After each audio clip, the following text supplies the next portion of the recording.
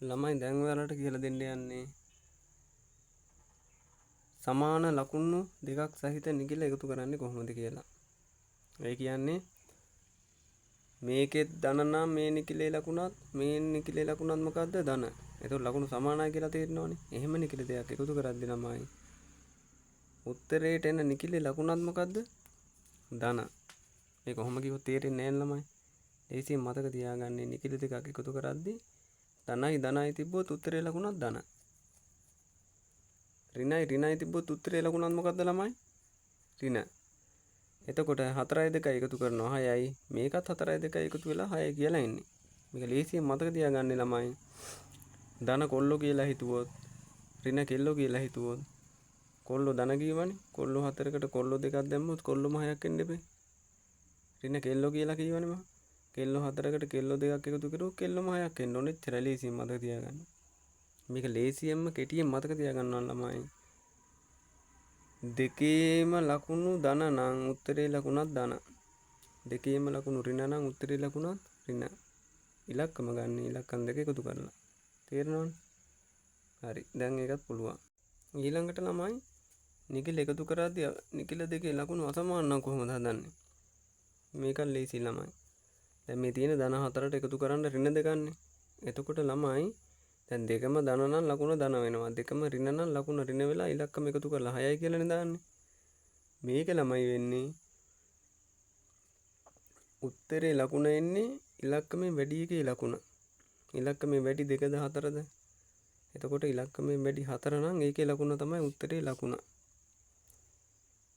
උත්තරේ ඉලක්කම ගන්නේ වැඩි ඉලක්කමෙන් අඩු ඉලක්කම අඩු කරනවා. 4ෙන් 2ක් අඩු කරුවොත් කීයද? 2යි. මේකෙත් එහෙමයි ළමයි. ලකුණු දෙක අසමාන නම් නිකිල දෙක එකතු කරද්දී ඉලක්කමෙන් වැඩි එකේ ලකුණ ගන්න මොකද්ද? ඍණ. වැඩි එකෙන් අඩු එක අඩු කරනවා. වැඩි එකෙන් අඩු එක අඩු කරද්දී 4ෙන් 2ක් අඩු කරුවොත් 2යි. ලේසියිනේ. මේක ළමයි තව විදිහකට මතක තියාගන්න කියනවා නම් මෙතන කෙල්ලෝ දෙකක් ඉන්නවා නම් කොල්ලෝ 4ක් කියලා වැඩක් නැහැ. කොල්ලෝ දෙන්නෙක් එක්ක විතරයි කසාද බඳින්න පුළුවන්. කොල්ලෝ දෙන්නෙක් ඉතුරුයි. තේරෙනවනේ? මේ වැඩිදුර අධ්‍යාපනයේට එතකොට මෙතන කොල්ලෝ දෙන්නයි ඉන්නේ. කෙල්ලෝ 4ක් විතර වැඩක් නැහැ. කොල්ලෝ දෙන්නට chance එක තියන්නේ කෙල්ලෝ දෙන්නෙක් එක්ක විතරයි. එතකොට කෙල්ලෝ දෙන්නෙක් ඉතුරුයි. තේරෙනවනේ? මේ මොකෝවත් නැහැ මේකේ සාරාංශික ගත්තොත්. නිකිල දෙකේ ලකුණු අසමාන නම් එකතු කරද්දී වැඩි එකේ ලකුණ දැම්මා වැඩි එකෙන් අඩු එක අඩු කරුවා. මේකෙත් වැඩි එකේ ලකුණ දැම්මා වැඩි එකෙන් අඩු එක අඩු කරුවා. ඔච්චරයි ළමයි. එතකොට ළමයි ඔයාලා මයෙන් අහනවා සර් නිකිල අඩු කරන්න නීතියක් නැද්ද කියලා. නිකිල අඩු කරන්න ළමයි නීතිය කියන්නේ මේක කියනවා ළමයි මේක මෙහෙම හදලා පෙන්නන්නම් මම ඔයාලට තේරෙන්න.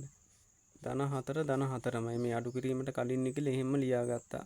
මේ මෙහෙම කියලා දෙද්දි සමහරු මට ඒ කියන්නේ දොස් කියන්න පුළුවන් මේක ඔහොම ගණන්ලා ගණන් ඉගෙන ගන්න පුළුවන්ද කියලා. මේ බිඳුවේ මට්ටමේ ඉන්න ළමයෙකුට තේරෙන්න උගන්වන්නේ.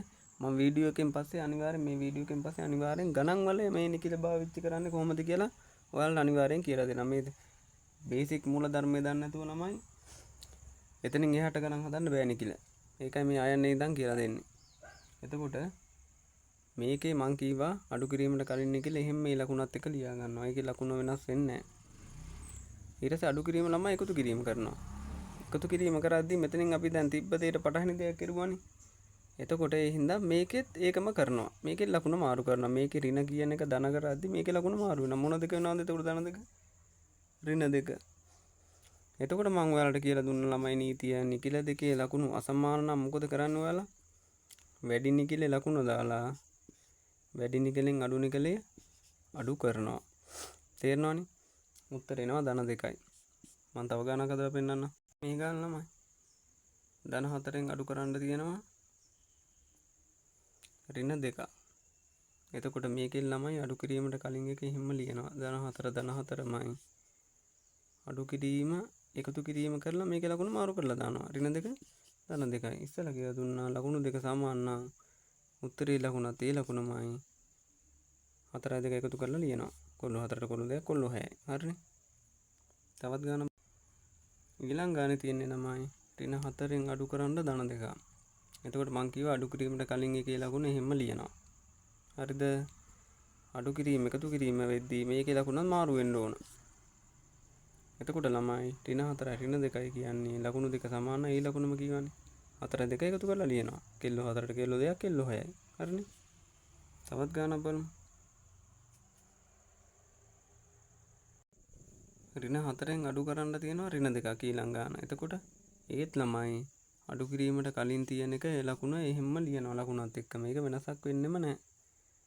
අඩු කිරීම එකතු කිරීම කරද්දී මෙතන තියෙන කේ ලකුණක් මාරු කරන්න ඕන. ඍණ 2 නම් ධන 2 වෙනවා. ඒකයි මාරු කරනවා කියන්නේ. ධන 2 නම් ඍණ 2 වෙනවා. එතකොට ළමයි මෙතන කීවා නිකිල දෙකේ ලකුණු අසමාන නම් වැඩි එකේ ලකුණ දානවා. ඒ කියන්නේ දෙකට වඩා 4 වැඩි නේ. ඒකයි කියන්නේ වැඩි එක කියලා. වැඩි එකේ ලකුණු දැම්මා වැඩි එකෙන් අඩු එක අඩු කරුවා 4ෙන් 2 2යි උත්තරේ ඍණ 2යි. මම කියවනේ කෙල්ලෝ 4ක් හිටියට වැඩක් නැහැ. කොල්ලෝ දෙන්නයි ඉන්නේ. ඒතර මේ කොල්ලෝ දෙන්නට මෙතනින් කෙල්ලෝ දෙන්නෙක් සෙට් වුණා ඉවරයි. තව කෙල්ලෝ දෙන්නෙක් ඉතුරුයි. හරිනේ. ඔච්චරයි ළමයි. ඊළඟ වීඩියෝ ළමයි එක දිග වීඩියෝ එකක් ගේනවා. ඒකෙන් මම කියලා දෙනවා ඔයාලට මේ නිකිලක ලකුණෙන් මොකක්ද කියන්නේ ඉලක්කමෙන් මොකක්ද කියන්නේ කියලා.